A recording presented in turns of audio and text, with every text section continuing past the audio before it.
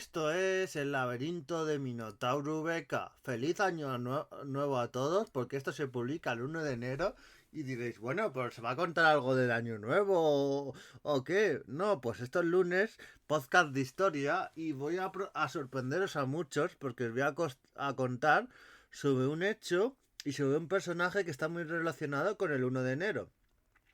Es nada más y nada menos que Yusuf IV. Y diréis, bueno, ¿quién es este Yusuf IV? Pues es un sultán de Granada.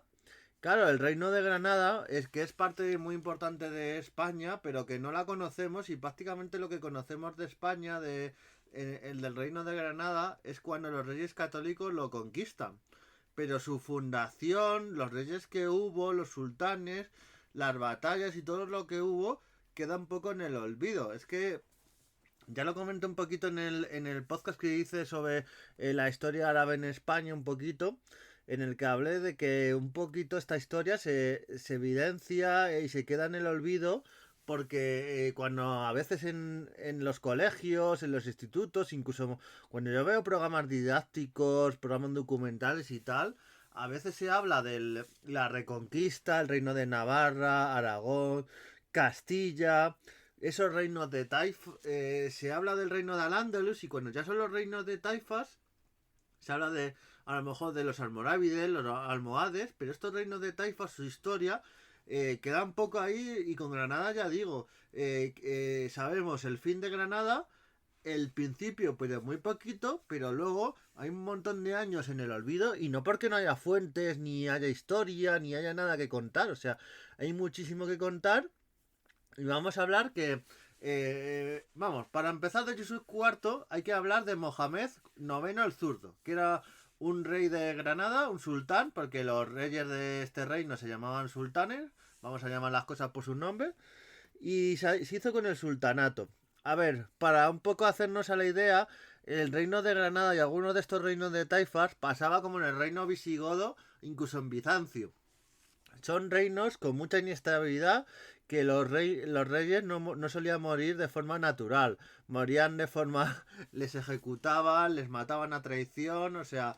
Y pasaba mucho con este... Y ya veremos qué va a pasar con este Yusuf IV. Va a empezar y va a acabar de esta forma. O sea, no va a tener una vida, digamos, muy alegre. Pero pasaba con estos reinos. Y claro, por cierto, por poner en contexto, todo esto que pasa es en la época de 1400, principios de 1400, y este rey va a reinar 1431, 1432, o sea, un poquito antes de los reyes católicos, bueno, unos 30 años antes de toda la eclosión de estos reyes y todo lo que van a significar, incluso de su nacimiento y todo ello.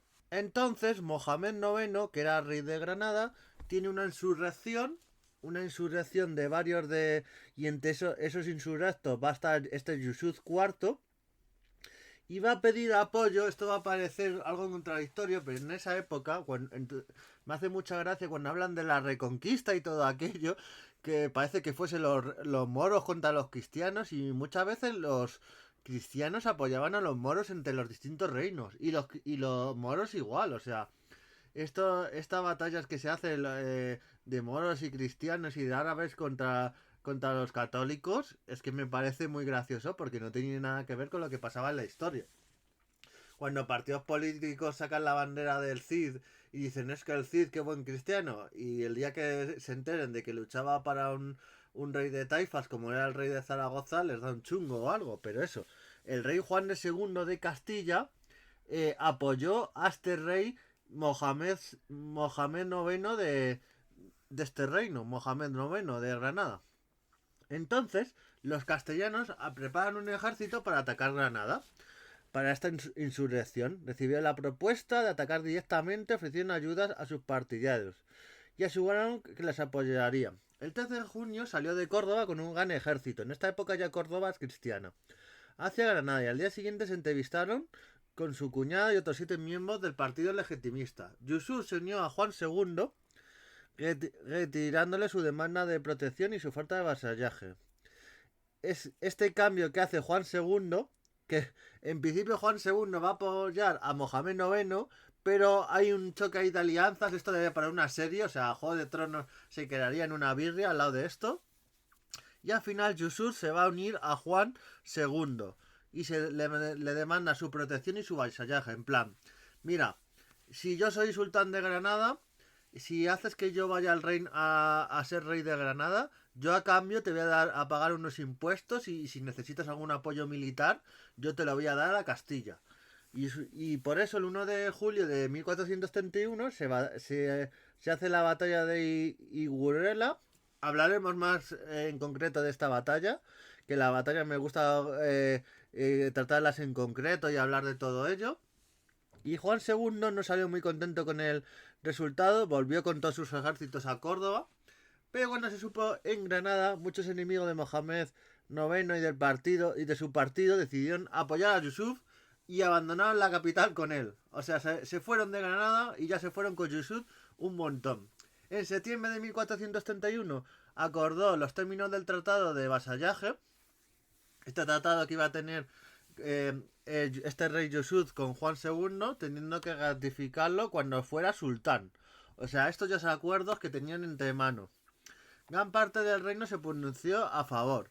Conseguía negociar el apoyo de los ciudadanos en Granada. O sea, que ahora a veces cuando me resulta con partidos políticos que se vetan unos a otros y aquí en esta época que lo que significaba la religión y las distintas culturas apoyaran los propios súbditos de Yusuf IV que el rey Juan II apoyar a este rey de Granada me resulta un poco contradictorio que hoy en 2023 y 2024 pasen estas cosas a veces de vetos y tal, y que en esta época les daba igual que le apoyaron católico y tal, y allá hablamos de la época de la Reconquista, o sea, en plena época donde la religión era súper importante, las culturas y todo se mataban por ello, pero si tenían que pactar, pactaban, o sea, para que nos demos cuenta y un poco ponernos en situación. Se rebeló, Mohamed IX se rebelan contra él. Para dominar la situación decidió ir a la ciudad de Almería, se movió de Granada a Almería con todas sus riquezas. Al enterarse, Yusuf envió 600 caballeros para ocuparse de los seguidores de Mohamed IX. A ver, son 600 soldados, no son muchos, pero no estas guerras de la Edad Media o estas batallas, o escaramuzas yo las llamaría, no eran súper numerosas.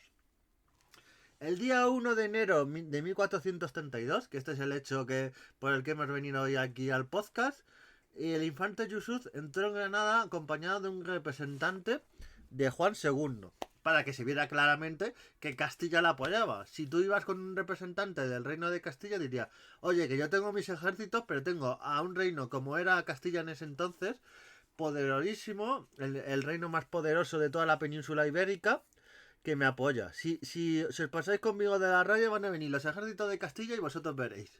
En presencia de los castellanos fue nombrado Yusuf IV, que ya su nombre del reinado, Yusuf IV. Y bueno, pues este rey va a ser muy largo, muy próspero, va a tener un reinado muy largo, pues spoiler, no, porque decimos que quitó a Mohamed IX, el anterior rey de Granada, que lo que hizo fue irse, no le hicieron preso ni nada, él huyó.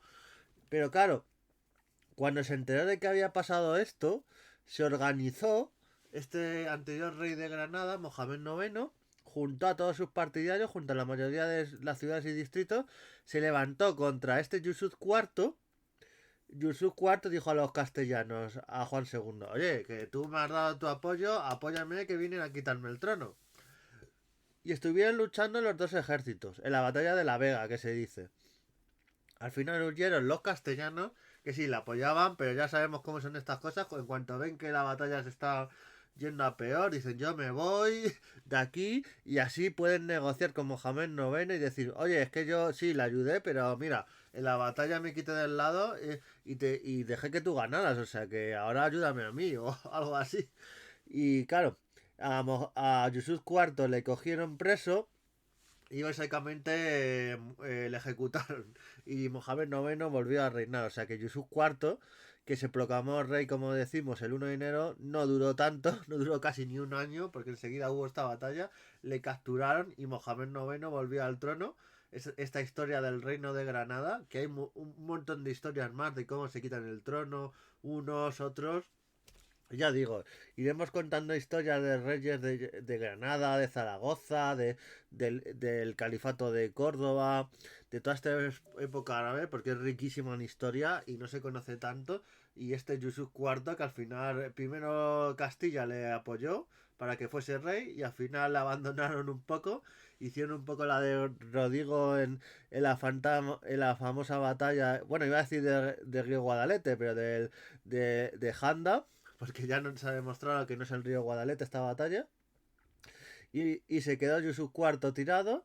Dicen que la degollaron. Luego hay leyendas, como todo, de que huyó de Granada y se refugió en tierras de Castilla, pero ya no volvió a luchar por el trono. Entonces esto es un poco una leyenda, yo creo.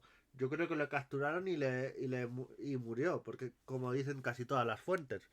Pero bueno, se generan estas leyendas y todo.